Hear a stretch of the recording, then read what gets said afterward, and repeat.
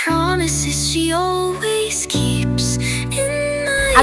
amin'izao akatokiny fetin'ireny izao a dia falin'izay zay zaratsika sy fanomezana souvenir kely avy aty amin'ny Ovy. Madame, bonjour.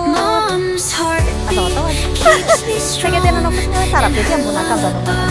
Mety be aminao mihitsy miaraka amin'le noir. Tsara tarehy be ianao. Hitako avy tery alavitra tery dia hitako hoe tsara tarehy. Maman tsara tarehy be. Ie. Maman fa non, manjakely. Dia tsara be mihitsy ny patalohanao. Azo sarikena hatramo hoe inao hoe fareny.